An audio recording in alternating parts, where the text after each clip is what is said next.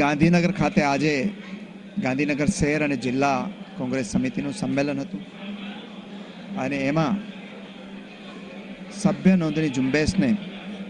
સભ્યો બનાવીને વેગ આપવાની શરૂઆત અમારા વિધાનસભા કોંગ્રેસ પક્ષના નેતા શ્રી શંકરસિંહ વાઘેલાએ કરી અને બધા જ સભ્યો અહીંયા આગેવાનોએ ખાતરી આપી કે આગામી દિવસોમાં અમે 20 તારીખ સુધીમાં દરેક બૂથ દીઠ ઓછામાં ઓછા 25 સભ્યો અને દરેક પાના દીઠ ઓછામાં ઓછા 1 સભ્ય બનાવી અને કોંગ્રેસને લોકોની સાથે જોડવાનું કામ કરીશું।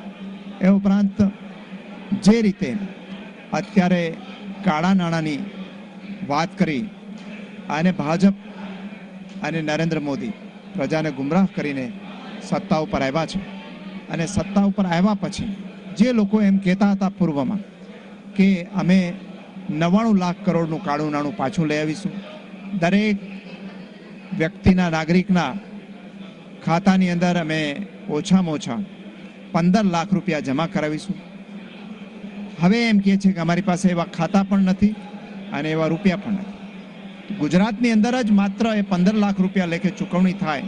તો 1.25 કરોડની જનતાને 95 લાખ કરોડ રૂપિયા મળે એમ છે। અમે ભાજપ પાસે અને મોદીજી પાસે માગણી કરીએ છીએ કે આ 95 લાખ કરોડ રૂપિયા ગુજરાતના અમને પાછા અપાવે।